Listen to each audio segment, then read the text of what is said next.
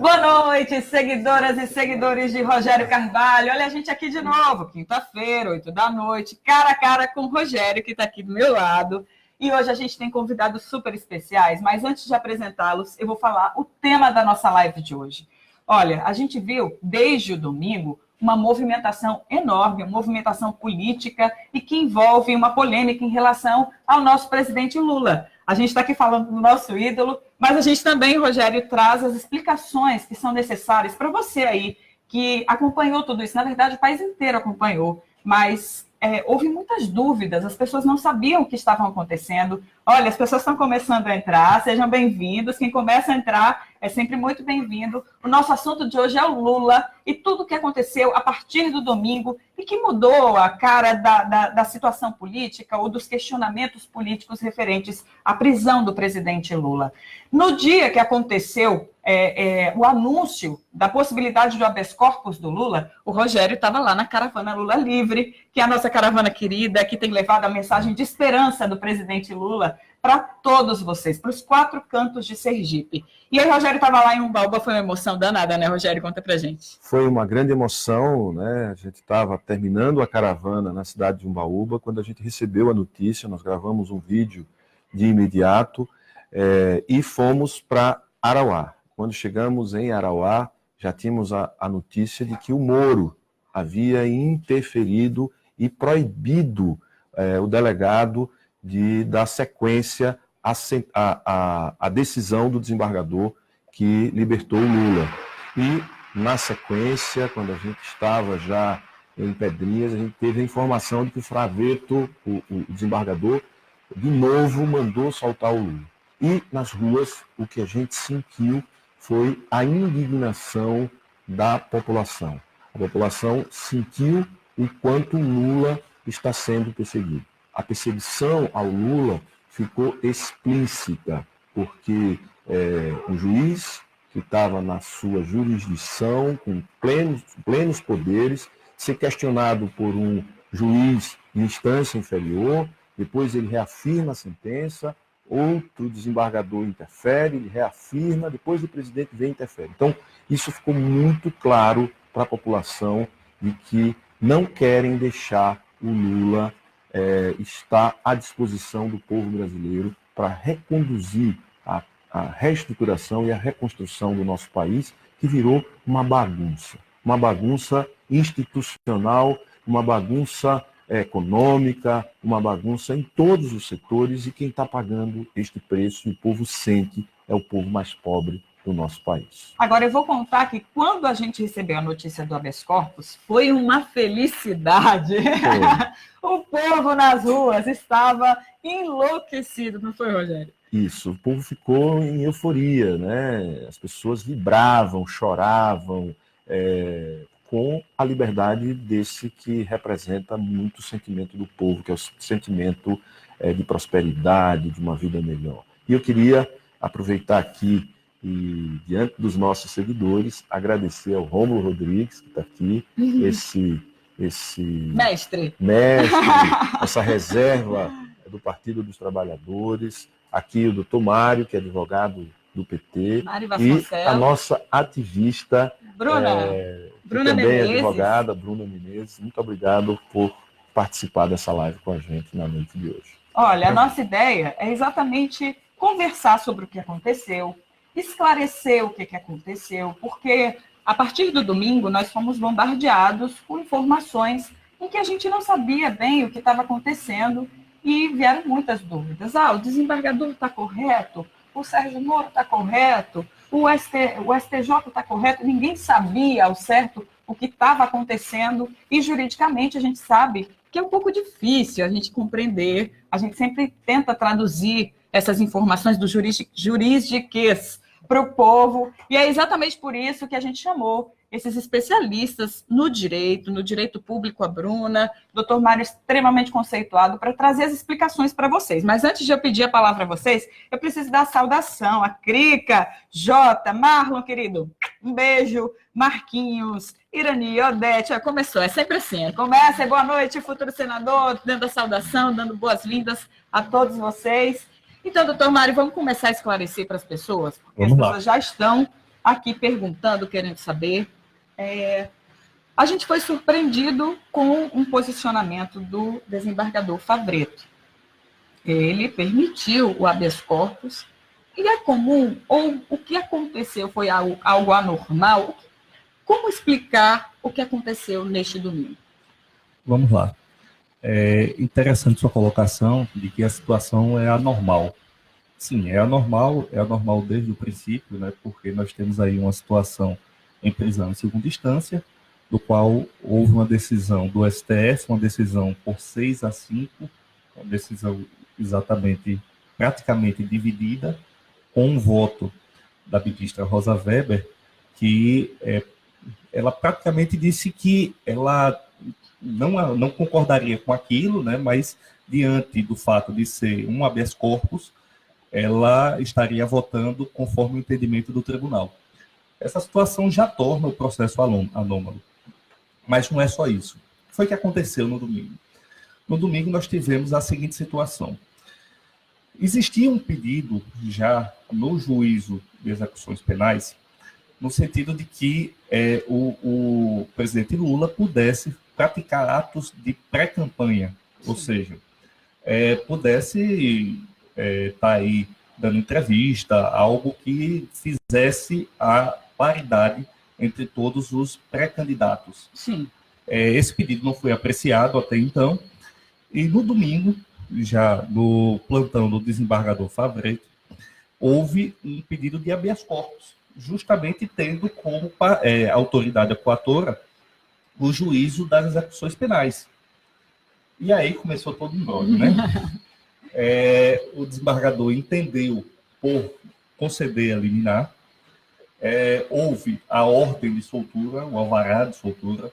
Esse alvará foi encaminhado para a autoridade policial, que achou por bem consultar o juízo prolator da decisão, em primeiro grau, Sim. que era o juiz Sérgio Moro, que, por sua vez, consultou o presidente do tribunal, que pediu que ele aguardasse até se discutir uma eventual competência para apreciar. Por quê? Porque no entendimento do presidente do tribunal existia uma dúvida se seria do relator ou do juízo de plantão, no caso, o desembargador Favretto. Essa celeuma durou ali praticamente o dia todo, houve um pedido de reconsideração por parte do Ministério Público. Esse pedido foi apreciado, a decisão foi ratificada, inclusive dando 1 hora para cumprimento. E mesmo assim ela não foi cumprida. A matéria veio para o presidente do tribunal, que por sua vez encaminhou para o relator do processo, que revogou a decisão. Então, assim, eu acho que não cabe a gente aqui estar discutindo o mérito da decisão, porque a gente passaria aqui uma noite inteira discutindo o entendimento judicial. O que a gente coloca, e aí, até mesmo como advogado, eu me preocupo, é o fato de que essa decisão é uma decisão judicial, num plantão, de uma matéria que, no entendimento do magistrado, era uma matéria nova, e por conta disso ele entendeu por conceder a liminar. Essa discussão de suspeição, toda essa matéria, isso que não cabe ali naquele momento. Isso aí deveria ter sido objeto de recurso. É o meu entendimento, e eu acho que é o entendimento mais adequado. É aquela coisa, o Lula, ele usa as redes sociais, que é um novo instrumento esse ano para se conversar com as pessoas, para trazer essa interação com a população. Ele se utiliza muito para comunicar de que ele está no páreo, de que ele é pré-candidato à presidência. Entretanto, na justiça, ele precisa fazer uma movimentação para poder mostrar, e foi isso que motivou o habeas corpus. Exatamente. Qual é a fundamentação específica? A fundamentação é que o presidente Lula ele não está com os direitos políticos cassados porque ainda pende de recurso. Então, diante disso, ele pode se apresentar como pré-candidato. E aí, diante de todo esse cenário, caberia a ele também o direito de participar dos atos de pré-campanha, participar enquanto eventual pré-candidato. Então, diante disso, o requerimento é bem específico, é no sentido de garantir a ele esse direito de paridade de armas. Então, o que foi que ocorreu? O entendimento do magistrado foi externado na decisão e não foi cumprido. Isso é o fato. Agora, Bruna, a gente percebe que, claro que as instituições, superiores da justiça, elas têm sua representatividade, mas a partir do Lula parece que a gente conhece agora cada um dos personagens, né? A gente sabe quem é o ministro, a gente sabe quem é o juiz, o desembargador. Será que é o Lula que mobiliza tudo isso e que é preciso que as pessoas entendam a importância histórica e política desse fenômeno chamado Lula? E vocês, vendo tudo isso, toda essa exposição, qual é o sentimento de vocês? O que vocês carregam? Havendo tantos questionamentos sobre a eficiência do judiciário. Então, a questão é justamente essa, né? A figura, o que está se tratando, né, em toda essa celeuma judicial, Lula. Talvez se fosse qualquer outra pessoa, com essa equipe maravilhosa de advogados de defesa que Lula tem, acho que desde o primeiro habeas corpus já tinha sido concedido. Né? O problema é que é Lula. Então, essa questão é uma questão assim, muito mais superior. Ela extravasa, assim, ela ultrapassa a esfera jurídica. E é por isso que a gente vê tanta anomalia, tanto tribunal de exceção, como a gente assistiu no domingo. O desembargador Fravetto, doutor Fravetto, ele tinha recebido, como um colega falou, o pedido de habeas corpus, que pode ser impetrado em qualquer momento, em qualquer instância. O habeas corpus, ele é um instrumento, é um remédio constitucional que pode ser impetrado face a uma ilegalidade, quando não existe outro instrumento. Nesse caso, como o doutor mesmo falou aqui, era um fato novo. Lula é pré-candidato. Claro que, mas não era fato novo, todo mundo já sabia, gente, mas ele fez a inscrição da pré-candidatura, então formalizou. Formalizou, era preciso comunicar isso à justiça. Justamente. E quando existiu esse fato novo, os advogados de Lula pediram à juíza de execução, que não é Moro, que não é o juiz Sérgio Moro, é a 12ª vara, né, do TRF. Então, pediu à juíza da execução para apreciar esse pedido da pré-candidatura do Lula. Sim. E o que aconteceu? Ela ficou omissa. Acho que mais de 30 dias, né, ela não se manifestou. Diante dessa omissão e diante do quadro de ilegalidade, diante da falta de equidade, né, de instrumentos nessa pré-campanha, os advogados impetraram habeas corpus numa sexta-feira. E o juiz, o desembargador Fravetto, demorou 2 dias. Ele passou a sexta-feira estudando, ele era o plantonista, tinha 2 plantonistas, é bom ressaltar isso. Tinham 2 plantonistas, certo? E ele foi o plantonista que foi distribuído, porque é sorteio. Então, tem muita gente falando, ele é petista. Gente, sistema de plantão. A distribuição é por sorteio. Quero que os internautas tenham conhecimento disso. Isso é importante destacar, porque não há tendencialismo, não é? há. A distribuição é por sorteio. É por sorteio. E caiu no desembargador Fravetto. Ele demorou 2 dias apreciando, porque, afinal de contas, essa figura, como você mesmo enfatizou aqui, e tem toda essa celeuma, né? Tanta coisa que já aconteceu que eu não vou nem entrar nesse mérito. E aí, nesse pedido, a gente é bom também ressaltar, né, doutor? Existia o pedido de urgência, a tutela antecipada, o pedido de urgência, que a gente chama pedido de urgência, e tinha o mérito, que eram todas essas questões aí dele ser pré-candidato, né, tal. E aí, ele, estudando bastante, como todo desembargador deve fazer, decidiu por liberar Lula. E expediu a alvará de soltura no domingo. O plantão dele só terminaria na segunda-feira, se eu não me engano, 11 horas da manhã. Não existe essa questão de avocação de competência. Qualquer estudante de direito, ainda nos primeiros períodos, de teoria geral do processo, né, doutor? A gente sabe que isso não existe. Não existe o Poder Judiciário, como eu falei até no domingo, revoltadíssimo em casa, gente. Consultar o Poder Judiciário consulta o Poder Judiciário. Existe uma coisa chamada princípio do juiz natural, eu vou explicar para vocês. O juiz natural é aquele que tem a jurisdição. Quem tinha a jurisdição no momento era o juiz desembargador Fravetto, ponto, que foi distribuído o processo por Tinha que ser cumprido. Ele era o juiz natural, princípio do juiz natural, um princípio constitucional, e tinha que ser respeitado. Ele que tinha jurisdição e total e plena competência para julgar esse caso. Se a decisão dele no mérito estava certa ou estava errada, se ele, no mérito, tratou de um assunto que já tinha sido tratado em um habeas corpus anterior, que não tratou, diga-se de passagem, mas tratou, vamos supor que ele tratou, que a decisão dele foi equivocada. Não é o juiz Sérgio Moro, um juiz que a atuação dele acabou quando ele prolatou a sentença dele, aquela sentença, né? E que foi revisada, e que até aumentaram a quantidade de anos, né, a condenação. Então, ali acabou. O juiz do processo de conhecimento, que foi ele, que na verdade ele não foi apenas um juiz do processo de conhecimento, né? É bom a gente ressaltar, né, Rogério? Ele também foi um juiz da Lava Jato, da operação junto com a polícia, então toda essa bagunça, e também foi o juiz da instrução processual, que é uma loucura. Nunca pode ser o juiz de execução, isso é uma norma de processo. Os juízes são diferentes. Então, a ordem iria para a juíza de execução. Então, a autoridade coautora era a juíza. Que tinha que cumprir a decisão do desembargador, porque é uma decisão superior. Exatamente, e ela sequer se manifestou, pelo menos que eu saiba, ela sequer se manifestou. Aí o juiz Moro, fora da sua jurisdição, fora da sua área de ocupação, porque ele não atuava mais no processo, ressaltando-se de férias, e já teve punição, se não me engano, no tribunal, na Justiça de São Paulo, sobre um juiz que despachou de férias. Dizem até, existe uma súmula, que se pode despachar, mas desde que isso não cause prejuízo. Gente, prisão é prejuízo. Até onde a gente sabe, no Estado Democrático de Direito, prisão é prejuízo, prisão é exceção. É exceção, quando existem os requisitos legais. Eu não quero nem entrar nesse mérito, tá? Então, a gente convidou os especialistas exatamente para trazer o ponto de vista jurídico, porque houve muita confusão, houve muitos questionamentos, e que a gente buscou, através do cara a cara com o Rogério.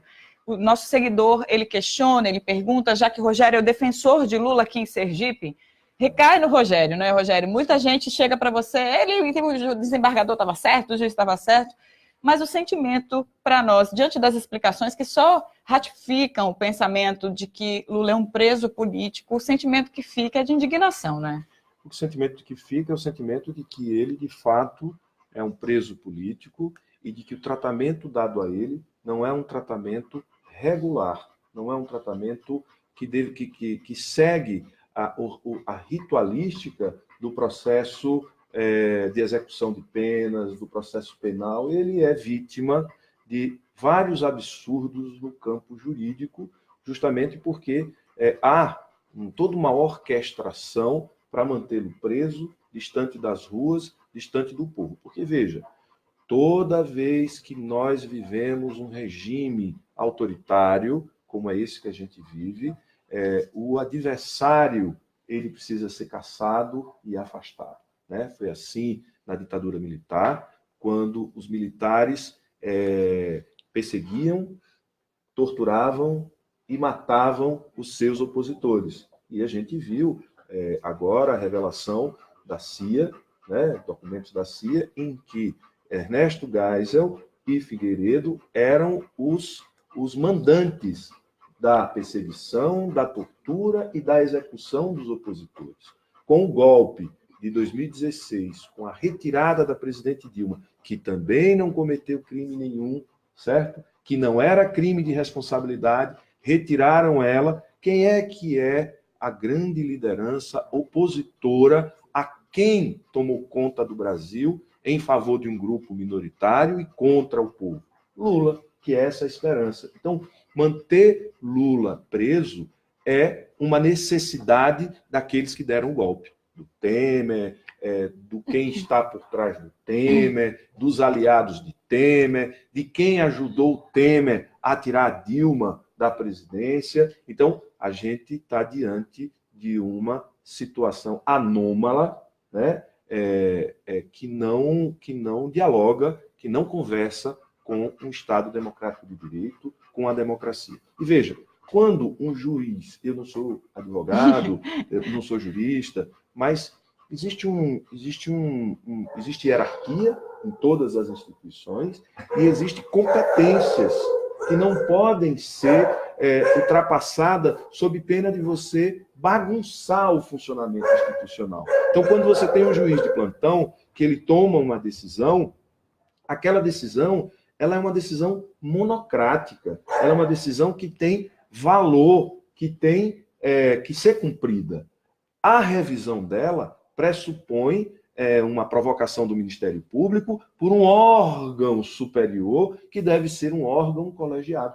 Isso, para nós, leigos, é o que se compreende de como deve ser a operação do direito num Estado democrático, num estado de normalidade, que é o que nós não vivemos. E o Lula foi vítima de uma série de absurdos jurídicos que mostra claramente a perseguição a ele e a necessidade que eles têm de manter o Lula preso, privando, né, se apropriando de uma vida como se o Estado... E não existe, eu quero dizer aqui, violência maior do que a violência do Estado sobre um cidadão, sobre uma pessoa humana. Porque veja o aparato do Estado, o tamanho do Estado, a força do Estado diante de um indivíduo.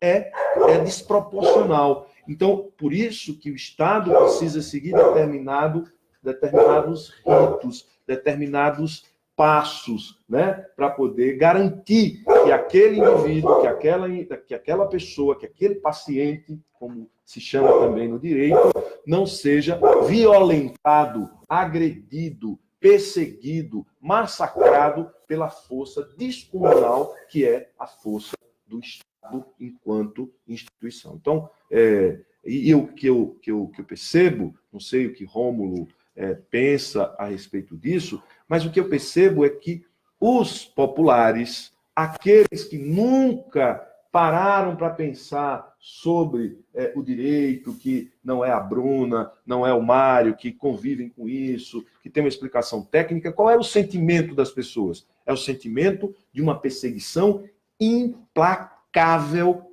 contra o presidente Lula para retirá-lo da disputa eleitoral e para retirá-lo da vida pública de uma forma ilegal, né? Porque se cometeu no domingo uma série de ilegalidades, desde o juiz de primeira instância se sobrepor à decisão do desembargador, né?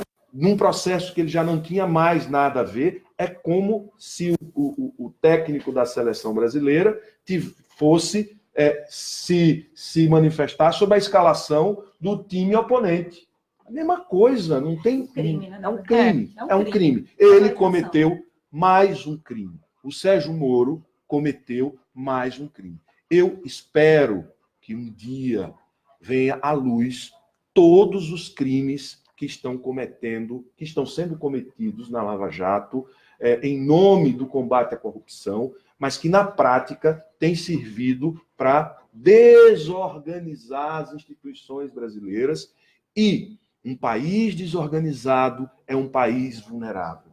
Um país desorganizado é um país que fica de cócoras para os interesses do grande capital, os interesses de outros países, e colocando em xeque o futuro, colocando em xeque a prosperidade do nosso povo e a felicidade do nosso povo. O que está acontecendo é que estão bagunçando. O STF virou uma confusão, sem eixo, sem norma, sem clareza, aí reflete nos tribunais regionais, e aí reflete na atuação de outras instituições, e a gente vive uma desestruturação que vulnerabiliza e que torna o Brasil uma presa fácil para os interesses do mercado internacional, que tem feito a festa no Brasil, tem feito miséria. Agora mesmo, não é o tema, mas só para concluir, porque é indignante, por exemplo, eles liberaram o uso de agrotóxico de qualquer jeito. Por quê? Porque a gente está desorganizado. Não pode vender orgânico no supermercado. E outra Não coisa, pode vender não pode vender orgânico. orgânico no supermercado. Veja, isso é fruto da nossa vulnerabilidade e da desorganização institucional que, de alguma forma, a Lava Jato tem patrocinado e produzido no nosso país. Infelizmente, o combate à corrupção tem que acontecer, mas o combate à corrupção não pode destruir as nossas instituições. Eu não sei o que Rômulo pensa a esse respeito, mas é sempre bom ouvi-lo. Era isso, eu ia chamá-lo à discussão. Antes, Rômulo, só um instantinho, o Ricardo Vasconcelos, ele se manifesta, só tem fera nessa roda. Eu queria mostrar para vocês que os seguidores estão participando ativamente. Olha, a gente vai ouvir vocês, eu estou aqui olhando as perguntas, é porque a gente quer a participação de todos e trazer primeiro as explicações para que a gente traga as perguntas pontuais, e os especialistas, vale lembrar que eles vieram aqui com muita boa vontade, eles vieram na condição de especialistas, a gente não quer influenciar, eles não têm um posicionamento político, entretanto, fatalmente, eles vão apresentar uma situação em que reforça a tese do defensor de Lula aqui em Sergipe, Rogério, de que Lula é um preso político. Mas aí, caro seguidor, a gente precisa pensar sobre esse assunto. Aqui vieram explicações técnicas E aí a gente vê, nossa, a gente está vivendo uma crise institucional. Mas será que se lá atrás, na época do golpe, veja, se chegou à prisão de Lula depois de a gente ter passado por um golpe, depois de haver o impeachment da presidente Dilma. Mas será que lá atrás, se os nossos senadores, porque Rogério é pré-candidato de Lula ao Senado, se os nossos senadores tivessem agido da maneira que eles deveriam agir, se o Senado, especialmente o sergipano, tivesse voz, se eles impedissem que essa situação conturbada, em vez de buscar esclarecimentos ou defesas, eles tivessem tido posição. Não é, olha, está muito conturbado, vamos esperar, e não ir de uma forma afoita e colocar a presidenta Dilma naquela situação e haver o impeachment. Se eles tivessem feito o dever de casa corretamente, será que a gente teria passado por tudo isso e chegaria ao limite de uma crise institucional? E aí vem o nosso Rômulo Rodrigues, que é um mestre, é uma referência para o Partido dos Trabalhadores aqui em Sergipe, é uma referência para o Estado, na verdade. Eu não vou nem limitar, hein, Rômulo? Eu queria que você trouxesse essa perspectiva, porque a gente precisa refletir, a gente precisa conversar e trazer para o grande público, porque aqui é o grande público, as explicações necessárias. Seja bem-vindo. Obrigado. E aí, galera, estamos aqui nessa roda de bate-papo, que só tem fera. E Levante um pouquinho o microfone. quando eu sair daqui, eu vou procurar saber em que eu sou especialista. Mas, tudo bem. Veja o seguinte, eu vou abordar essa questão de domingo sobre dois aspectos.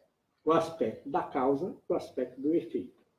A causa, a Candice, ela antecipou muitas coisas. A causa do que aconteceu domingo foi o golpe. Esse golpe do Brasil foi um golpe que tem o cofre e o cérebro fora do Brasil. E ele foi dado o golpe. Primeiro teve aquele absurdo que foi o 17 de abril na Câmara, mas aquilo ali poderia ter sido consertado se a instituição que cuida do Estado, por isso que ela é horizontalizada em cada Estado, os Estados podem... Sergipe é igual a São Paulo. Cada Estado tem 3 senadores ou senadoras e que usa a função institucional é representar o Estado. Naquele momento, e se sabia que aquele descalabro que vinha de abril poderia ser contido, o Estado, o Senado, se omitiu. O Senado embarcou na canoa do golpe. E é muito importante a gente saber que cada Estado tem 3 senadores, e aqui tinha 3 senadores. Uma senadora, 2 senadores. E eles não só se omitiram, eles empurraram o trem descarrilhado do golpe para ele pegar mais velocidade. E, com isso, fizeram do Brasil esse circo mambembe, esse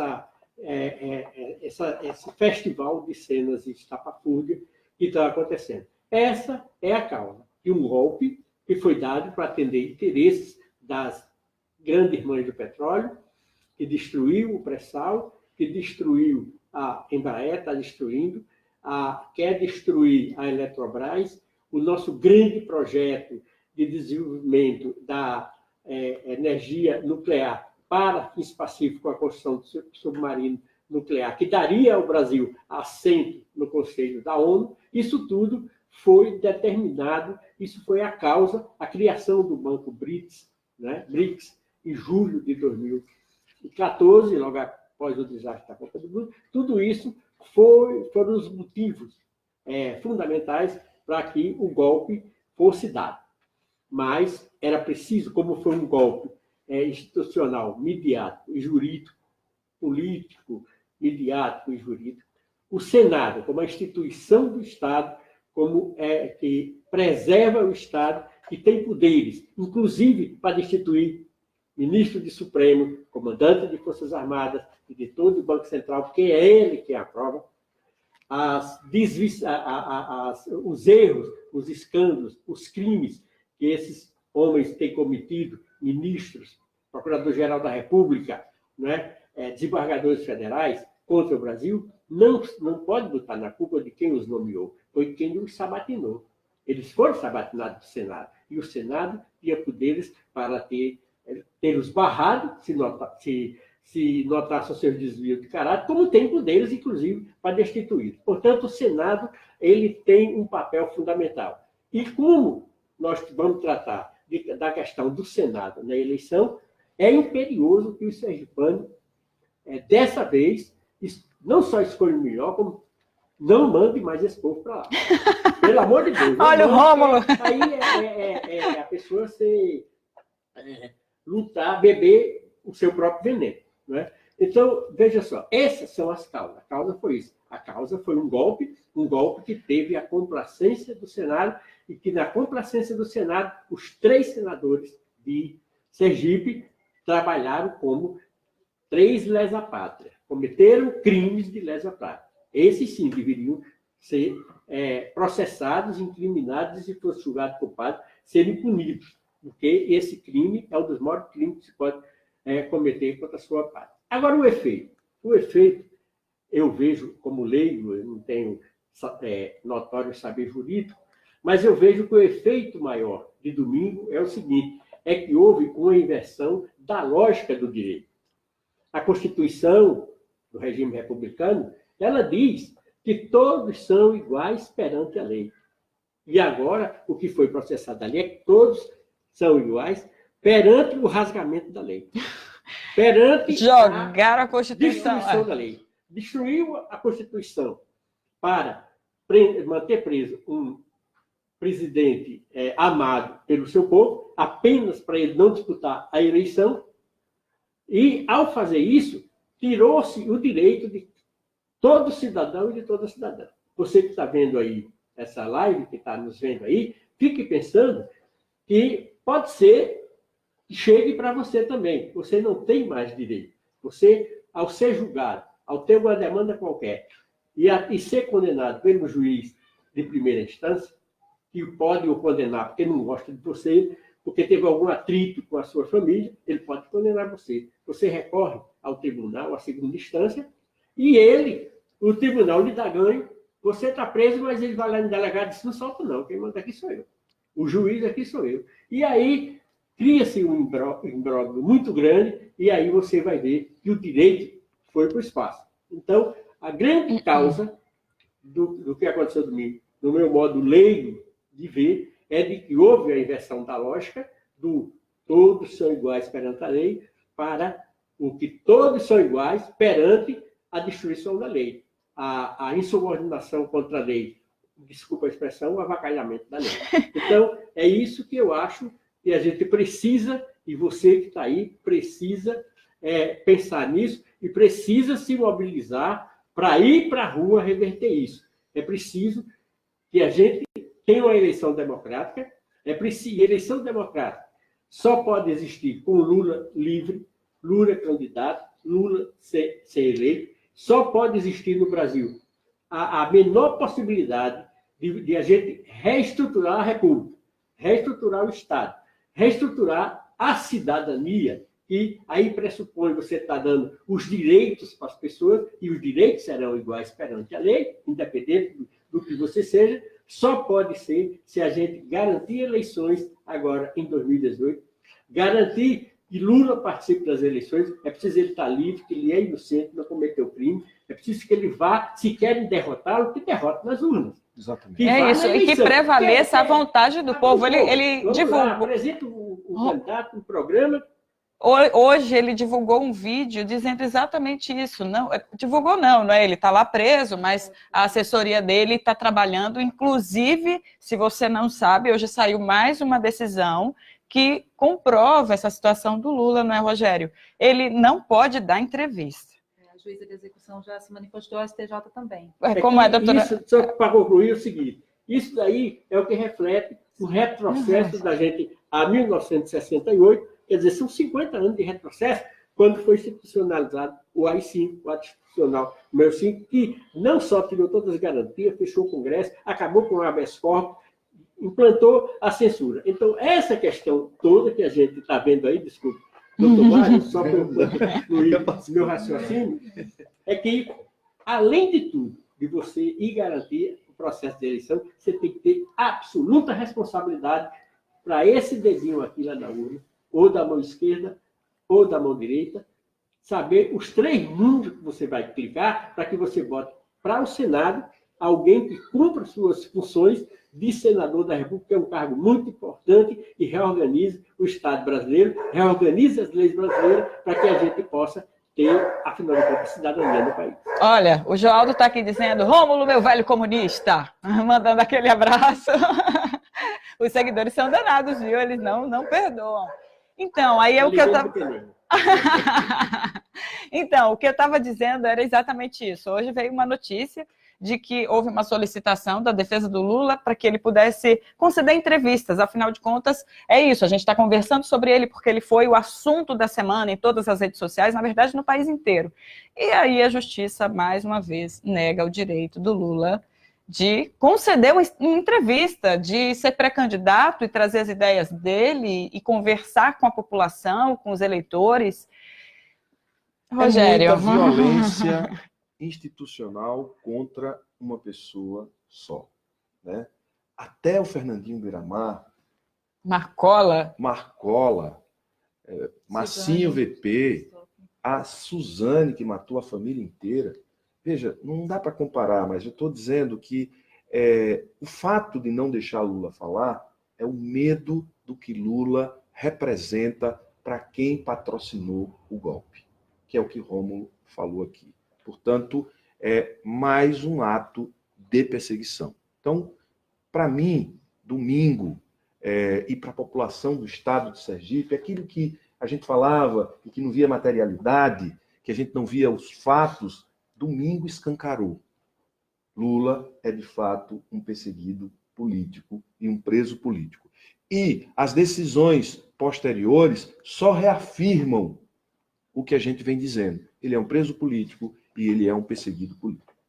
Olha, e aqui os seguidores, na verdade, eles estão interagindo, mas dando mensagens de apoio, não é? E isso a gente já vê que existe um interesse em querer entender a situação, existe um interesse em compartilhar desse pensamento, porque até mesmo quem não entende de lei, né, se vê indignado com tudo isso. Inclusive, olha, tem o J. Matheus Lima aqui dizendo, Rogério, não se alie com os golpistas. Aí tem gente de São Cristóvão, de Pedra Mole. Gente, muito obrigada por participarem aqui da nossa live. Agora, juridicamente, os especialistas, doutor Mário, doutora Bruna, o que vai vir a partir de agora, né? Juridicamente, a defesa do Lula vai continuar, mas olha que situação, eles não têm nem mais a quem recorrer, não é? Veja só, vou até fazer um desabafo aqui, se me permitir, né? Porque você começou como advogada ativista, eu sou do coletivo Advocacia pela Democracia, só vou esse parêntese aqui, que esse coletivo a gente formou na época justamente do impeachment, né? Do impeachment, a gente chamava, não é impeachment, não, é aquele impeachment, que na verdade sempre foi golpe, né? Sempre foi golpe. Então, a gente formou esse coletivo e para a gente que é ativista da área, e eu posso falar por mim que sou advogada de direitos humanos, está sendo assim um baque. A gente está vivendo uma grande depressão jurídica, né? Sabe a grande depressão jurídica? E você comentou, e também sem perder o fio da meada, que você comentou sobre a decisão que sobreveio do STJ, né? Negando, inclusive, a ministra do STJ não apenas ratificou todos os atos arbitrários, ilegais e inconstitucionais, quase criminosos, né? Porque, para não chamar de criminosos, do desembargador, do presidente do Tribunal Regional da 4ª Região, Topson Flores, do relator da Lava Jato no TRF4, que não tinha competência naquele momento, também estava de recesso, não sei se a gente comentou isso. E assim, ela ratificou, não apenas ratificou, confirmou, como ela também emitiu a opinião pessoal dela. E aí parece-me que ela também impediu e bloqueou, disse que ele não vai conceder entrevista, ou seja, princípio da igualdade ali sendo massacrado, sabe? Massacrado. Eu acho que não tenho nem mais palavra para isso. Eu estou aqui como cara a cara. Cara a cara com ele. Como eu estou cara a cara com vocês, eu queria fazer uma provocação. Não seria a hora, a Ordem dos Advogados do Brasil, ter uma posição mais proativa? Porque, veja, a justiça ela se faz com um tripé. o juiz, o promotor e o advogado. Não é à toa que existe uma prova para você virar advogado. É um concurso público que a ordem coordena para você se transformar em advogado. Porque o advogado ele tem prerrogativas constitucionais e é parte do sistema judiciário, né? Porque ele representa uma parte para se garantir justiça. Meu entendimento de leigo, não seria a hora da Ordem dos Advogados do Brasil ter uma posição mais contundente, não na defesa do paciente Lula, mas em defesa da democracia, do regramento, do funcionamento das instituições, da garantia dos direitos, como sempre teve, como teve em alguns momentos um protagonismo muito forte. Seria a hora da OAB ter uma posição mais aguerrida, mais explícita, certo? Se desfazendo desses véus tecnocráticos que impedem da OAB ter uma posição política. Ter posição política não é criminoso. Ter posição política é dialogar com alguma causa, é dialogar com alguma questão de relevância para o momento político que a gente vive. Eu pergunto a você. Doutor Mário, na saia justa, eu vou complementar com uma pergunta aqui do Edjânio Nascimento, que não tem a ver, mas tem a ver, e de repente você desenrola com isso também. Vai haver algum tipo de processo contra Moro e a Polícia Federal por desobediência? Vamos lá. OAB, Moro, Polícia Federal, desobediência. Na realidade, não entendo isso como uma saia justa, porque eu, particularmente, tenho uma opinião assim, muito bem formada sobre isso. Eu acho que a posição da OAB deve sempre ser no sentido de garantir o Estado democrático de direito, garantir o devido processo legal, enquanto princípio constitucional, garantir o direito de ampla defesa, as prerrogativas dos advogados. Então, tudo isso vai desembocar exatamente numa garantia de que todos sejam iguais perante a lei. Então, se efetivamente há uma situação anômala, e aqui, como eu disse, eu não vou nem entrar no mérito, só a situação em si já é anômala. Então, isso já digamos assim, já clama um posicionamento. Isso é fato. Então, assim, eu acredito que deva haver, de fato, um posicionamento mais claro com respeito a não assim, essa situação específica, mas como todas as situações que vêm ocorrendo, a garantia das prerrogativas, a garantia, efetivamente, do Estado democrático de direito. Então, assim, eu de fato, eu concordo que a OAB tem que se posicionar com respeito a isso. Até porque são situações que, uma vez assim se repetindo, né, vão prejudicar a própria advocacia. Então, não tem como fugir desse enfrentamento. Olha, já que a gente está falando assim, o Joab, o seguidor de Rogério, Joab Bernardo, ele é de Lagarto, conterrâneo, ele vem falar aqui um desabafo, né? É lamentável toda a exposição que a presidente do STJ fez acerca dos operadores do direito, quando ela disse que o desembargador tomou uma decisão absurda, que não era a competência dele, e quando disse que o STJ não é balcão de negócios, quando disse que o texto dos 143 habeas corpus foi o mesmo, mudaram apenas a assinatura. Aí ele pergunta, o Conselho Nacional de Justiça foi acionado acerca de tudo isso? Então, veja só, quando houve esse afrontamento por parte, que intermediou isso foi o juiz Sérgio Moro, né? Completamente, quando eu falo que ele é incompetente, tá, gente? Estou falando só a competência jurisdicional, mas eu tenho minha opinião pessoal sobre isso, tá? Que não tinha competência, vamos falar assim, sobre o caso. E houve o quê? O enfrentamento dessa decisão do desembargador Fravetto, quando ele, acho que no primeiro, quando ele reiterou a primeira vez ou da segunda vez, acho que da primeira ou da segunda vez, ele já pediu providências de representação para investigar a conduta do juiz Sérgio Moro. E o presidente do Tribunal Regional Federal, ele, quando botou uma pasta de cal, né? Uma pá de cal, sobre o assunto, o que foi que ele fez? Ele abafou tudo. Ele disse que não ia haver nenhum tipo de investigação sobre isso, que Moro agiu de acordo com a lei. Ou seja, foi um festival de horrores, um teatro do absurdo, um teatro de horrores, realmente. Foi tudo orquestrado, mas com aquela orquestra assim, sinfônica totalmente desafinada no direito. E, assim, Em relação também a essas denúncias, a Associação Brasileira dos Juristas pela Democracia, que é a Advocacia pela Democracia, a gente já está se organizando para vários dos nossos membros fazer parte dessa, a gente já está em processo de filiação dessa associação. Advogados que são membros dessa associação brasileira, que nós temos grandes nomes, né?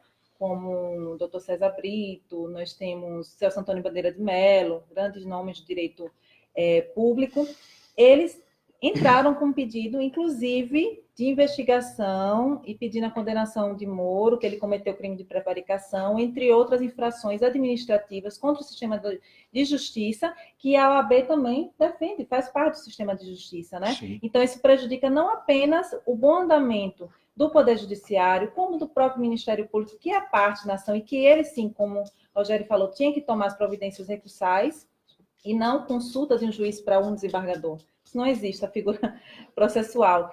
E advogados do Brasil todo entraram uma com esse pergunta. pedido. Isso tudo já fica prejudicado, né? Porque, veja, se os juízes se bastam em si, não existe sistema jurídico, judicial. Veja, se preterem a posição do Ministério Público, se o Ministério Público não tem relevância, e um juiz consulta outro juiz sobre um determinado caso, quebrou o sistema judicial do país. Inclusive, o Ministério Público Federal, eu vi o documento, quando o juiz Sérgio Moro já estava nos bastidores agindo, né? Aí surgiu, logo depois, acho, da primeira manifestação do Gebran, né? Aí surgiu um documento do Ministério Público, mas um documento super simples, acho que de 2 páginas só, um requerimento, um chamamento feito à ordem, alguma coisa nesse sentido, pedindo para não cumprir a alvará de soltura. Mas de uma maneira assim, bem simples, ou seja, ele não fez, pelo menos até onde eu tenho conhecimento, não fez, nem precisou fazer depois, né? Nenhum tipo de peça recursal, né? Que era o que cabia no momento. Ele, como parte, entrar com recurso contra aquela decisão que não estava se concordando.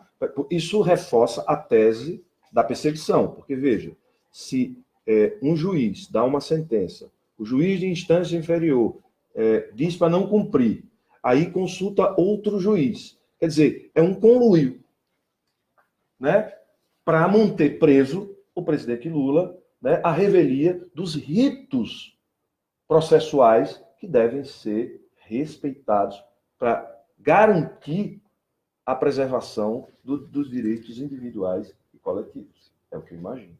Olha, muita gente aqui falando. Vamos compartilhar, Joaldo, mais uma vez. Está muito boa a live. Pezão, falando para Rogério, estou com você, de General Mainar. Tem também o Emanuel Júnior. Rogério, como os países do mundo têm visto o Brasil depois do golpe da Dilma? E eu vou pedir para você responder, e depois eu queria, na sequência, que o Rômulo falasse. Ainda tem perspectiva para o futuro? Vamos primeiro, Rogério, e depois você emenda, Rogério, essa situação aqui que o Emanuel Júnior traz. Como é que os países têm visto o Brasil depois do golpe com a Dilma? Olha, eu tive algumas oportunidades de viajar em missão oficial no período do governo da Dilma e dos governos do Lula. E o reconhecimento ao Brasil não era mais pelo futebol, era por ter implementado o maior programa de distribuição de renda e de combate à fome do mundo, era por estar protagonizando o maior programa de habitação popular do mundo, era pela reforma agrária que a gente vinha desenvolvendo, foi pelo crescimento de um país do tamanho de vários países europeus que entrou na economia formal, que virou classe média, era pelo fortalecimento da rede de participação, da rede de organizações sociais que o Brasil montou, com participação efetiva, com protagonismo efetivo na melhoria da vida das pessoas, né? Que fez... Eu vi uma palestra sobre o nosso sistema elétrico. E um dos interlocutores, ele ficou até arrepiado. Arrepiado, lá vai, Barbosinha. Porque, veja, sabe o que ele disse? Esse país dá demonstrações de gigantismo que a gente não vê no mundo. Por exemplo, o nosso sistema elétrico é um sistema integrado que você gera energia no norte do país e consome no sul do país. todo o sistema integrado, com todas as matrizes integradas. Então, isso era motivo de orgulho, motivo nosso e motivo de admiração externa. A Petrobras virou uma grande, a quarta petrolífera do mundo. Como vocês conseguiram prospectar, explorar e extrair petróleo a 7.000 metros, 7.500 metros de profundidade, desenvolver tecnologia própria? Isso era motivo de admiração. Os BRICS, que Rômulo falou aqui, foi o Brasil grande protagonista de construir o maior mercado consumidor, porque os BRICS, com 5 países, Brasil, China, Índia, África do Sul e Rússia, concentra 70% da água potável do mundo, concentra metade da população do mundo, concentra metade do mercado e do mercado que pode concentrar do mundo, concentra as maiores reservas minerais do mundo e poderia, e era os 5 países que mais tinham a economia em crescimento. E vejam que eles não conseguem desestabilizar a Rússia, porque a Rússia tem um poder bélico que ninguém ousa desestabilizar. Ninguém consegue enfrentar a China, porque é uma potência militar, bélica, com o maior exército do mundo. Eles não conseguem enfrentar.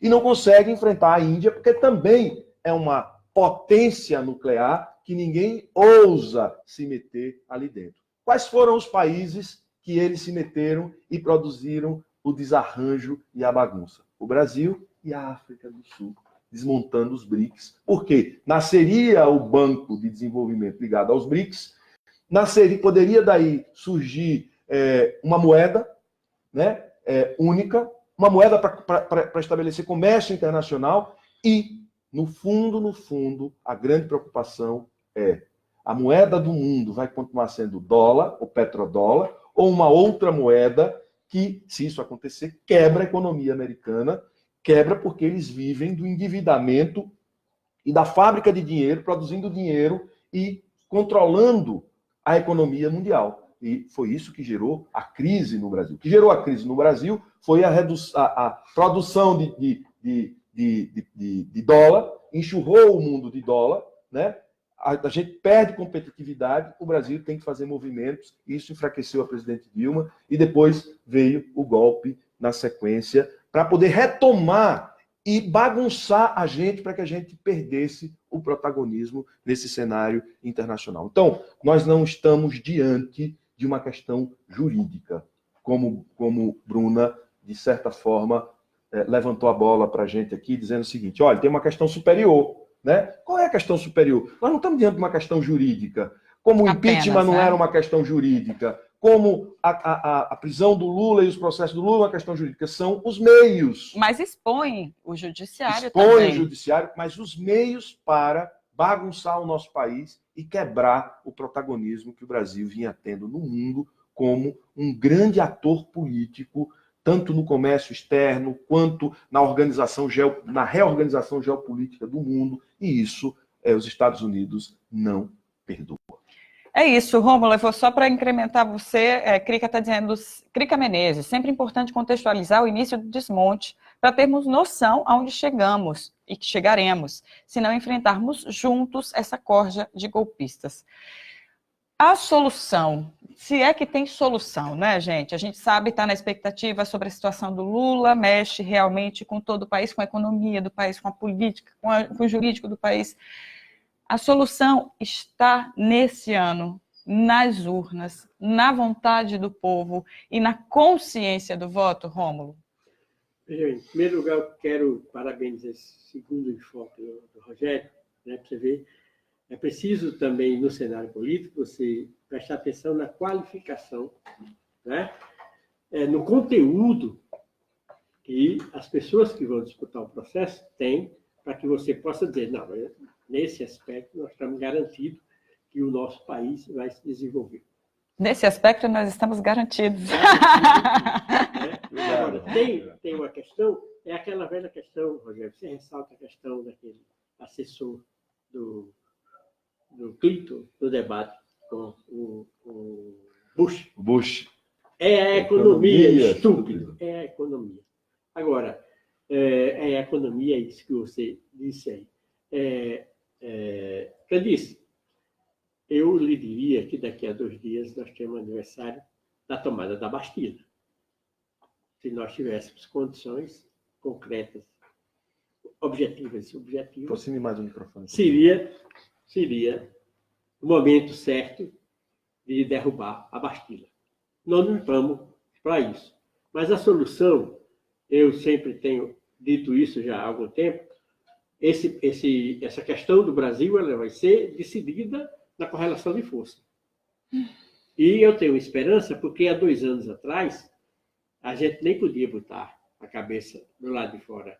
Quando tentaram prender Lula e ele disse alia jacta est, atravessou o Rubicão naquele dia, né? Em vez de repetir o que César disse, ele disse: tentaram matar Jararaca, pisaram no rabo, mas não esmagaram a cabeça. E lá para cá, ele vem protagonizando a conjuntura de uma tal forma que o perseguidor maior dele, o Eliot Ness, colocado na vida dele, tinha 90% de aprovação e 6, 7 de rejeição. O resto não opinava. Hoje tem 57 de rejeição e apenas 33 de aprovação. A rejeição do Eliot Ness, Que é o Moro. Fazer a relação para maior todo mundo entender. do que a do Lula. Então, você vê que a rejeição do judiciário é de 82%. Só está menor do que a rejeição de Temer. Então, você tem hoje um cenário em que as pessoas estão, de uma certa forma, a população ela não sai do nada ligeiramente. Mas, se você lembrar o Carnaval, a frase colocada lá no morro, no dia que o morro descer e não for o Carnaval, que é um samba de 1966, e o enredo da Tuiuti provocou de imediato uma intervenção que não serviu para nada. E também foi uma resposta pífia que mostra exatamente quanto essas pessoas que deram o golpe não pensavam que era dar o golpe, deram o golpe. Dar o golpe não tem a menor condição de conduzir nada. É um golpe feito sem liderança em lugar nenhum. Quem são as lideranças desse golpe? Aécio, Temer, Fernando Henrique, Alckmin, não tem. Então, a liderança do Brasil está presa. Né? E aí A grande liderança do Brasil está presa. A maior liderança do Brasil está presa. O que precisa? Precisa unificar todas as forças possíveis, políticas, democráticas, sociais, para fazer o que vem sendo feito, a denúncia, a pressão, a ida para a rua. Quem tem cara de unificação, de unidade aqui em Sergipe, mais do que Rogério? E aí eu vou Ninguém complementar. tem. E precisa de 2 coisas. Essas lideranças precisa de legitimidade E unidade. e unidade. Ou seja, quem pode unificar mais? Rogério. Quem tem mais... Por quê? Porque ele conseguiu dar passos significativos na unidade do Partido dos Trabalhadores. E quem tem mais legitimidade? Rogério. Por quê? Porque ele é o presidente do Partido dos Trabalhadores no Estado. E o Partido dos Trabalhadores é o partido que tem a maior preferência do Brasil e é o partido do presidente Lula que caminha para ser eleito em primeiro turno. Portanto, condições tem e a necessidade de que a liderança, os movimentos se unifiquem e chamem o povo. Não precisa derrubar a Bastilha, né? Não precisa. Quase que era derrubada, eu pensei que a França disputando o 3º lugar em 14 de julho. Era triste cantar a Marselhesa disputando o 3º lugar. Mas a gente tem condições concretas, porque o outro lado é quem tem mais complicações, contradições, eles têm muita. Falta de legitimidade, eles têm muita, e o povo não confia mais nele. É chamar o povo, e esse chamamento a gente pode fazer agora, na pré-campanha, na campanha, mas fundamentalmente chamar o povo para lutar. Sabe por quê? Só para terminar.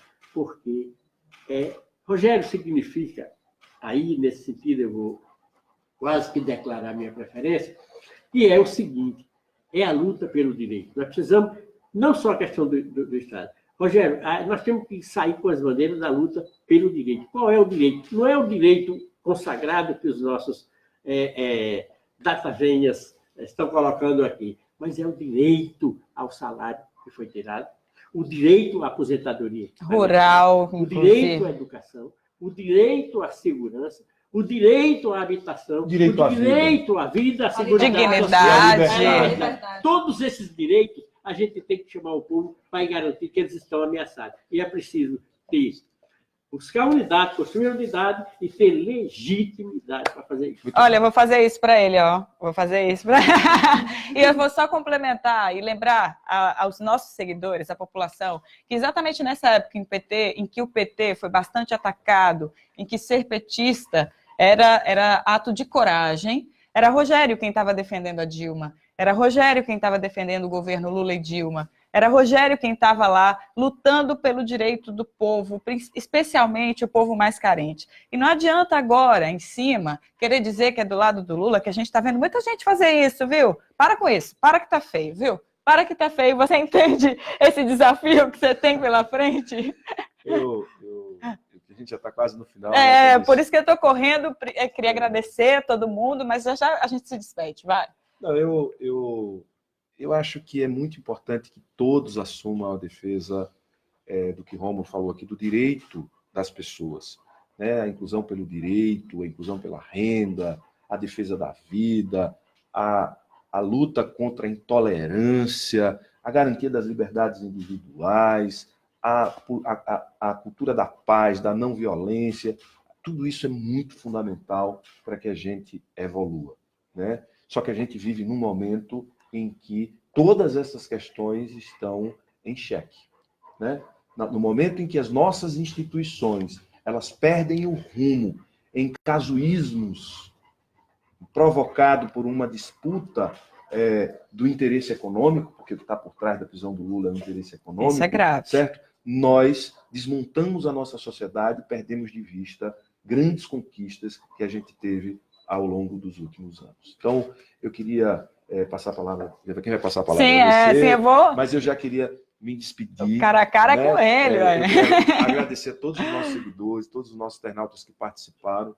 Eu já quero agradecer a você, Mário, por se dispor a participar. Você, Bruna, que foi uma satisfação enorme conhecê-la. Agradecer ao meu mestre, Rômulo Rodrigues, que também aqui deu a sua grande contribuição. Agora, para quem? Vocês querem dar uma despedida para a galera? Já está no horário do cara a cara. Bruna, muito obrigada. Dá um tchau, porque apesar de a gente ter um tempo que é considerável, mas quando a conversa é boa, vai fluindo e passa rapidinho. Tanta ilegalidade, né? Tanta coisa que acho que a gente passaria aqui horas conversando. Então, para mim foi uma imensa satisfação, né? Uma grande satisfação estar aqui, certo? É sempre bom ter esse lugar de fala. A advocacia combativa, né? A advocacia que aí tem realmente um compromisso com o Estado Democrático de Direito, que essa é a nossa pauta, essa inclusive é a pauta, né? Creio eu, a Constituição Federal diz, da OAB também. Então, para mim, é só agradecer e dizer que a gente tem que fazer resistência, resiliência e resistência. Sim. A gente tem que seguir esse exemplo dessa pessoa que está lá em cárcere, né? Que disse que nunca acreditou que iria sair. Eu acho que ele foi o que teve mais assim, né, equilíbrio emocional, porque ele está lá no dia a dia e está vendo, né, o que está acontecendo. Então, a gente tem que ver nisso um espelho de força, né, e seguir esse exemplo, gente. Assim, e aqui na advocacia a gente tem resistência, né, sempre está avocando legalmente a Constituição Federal, os tratados internacionais que o Brasil se comprometeu perante o cenário internacional de direitos humanos. Nunca deixe, por mais que queiram pisotear, no ordenamento jurídico brasileiro, a gente tem que estar lá com o escudo da resistência, com os nossos livros, entendeu? Com que por mais que pareça que não tem solução, tem. E não desanimar. Eu digo isso para todo mundo que é da área jurídica e para quem não é também. Não desanimar. Esses são os nossos direitos, a gente tem que torcer, tem que lutar por eles e tem que torcer para que esse Estado Democrático de Direito volte, que esse sistema de retrocessos acabe. Ok, Mário, a palavra. Muito obrigada por você ter vindo, senhor. Eu já estou assim, bem íntima, eu já trato todo mundo como você. Obrigada. Eu quero agradecer a vocês, Rogério, é sempre um prazer. Você sabe que sempre conto com a gente, principalmente para tratar de assuntos como esse, né? Que envolvem, assim, são assuntos polêmicos. Polêmicos. Assim, que demanda muita responsabilidade nossa, no sentido de efetivamente estar defendendo aquilo que nós acreditamos. Ou seja, como advogado, tenho que estar presente nessa defesa. Agradecer também a Rômulo por mais essa aula. É uma biblioteca histórica, política, social. E dizer que estamos à disposição, que for necessário. Muito obrigado. Rômulo, com a palavra.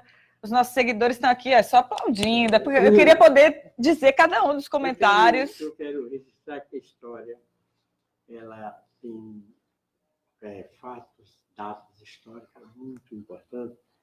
E esse ano completou 50 anos do assassinato covarde, também por uma ditadura, de um grande homem que marcou gerações e ainda marca, que foi o camarada Che. 50 anos foi assassinado. E ele disse várias coisas interessantes, entre as quais ousar lutar e ousar vencer. Nós temos que ousar lutar, incrementar a nossa luta, cada dia mais fortalecer, que a vitória virá. Se muito foi feito até agora, mais vale o que será. Por isso, sábado estaremos na Cidade de Lagarto com a Caravana Lula Caravana Lula Livre!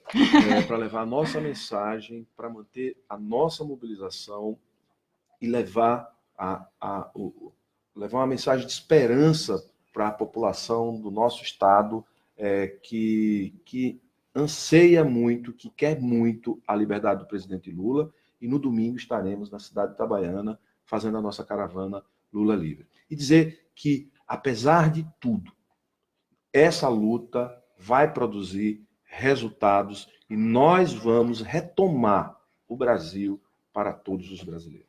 É isso, e a gente conta com a sua participação nessa mobilização. Queria agradecer, tem gente de todo o estado, é impressionante, tem gente de Japoatã, Lagarto, General Mainar, Tobias Barreto, Estância, Brejo Grande, São Cristóvão.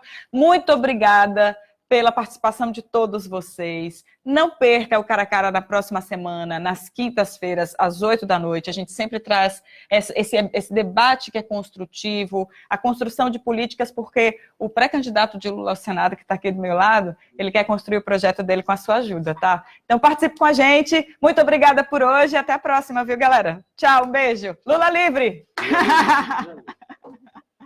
Mas se vocês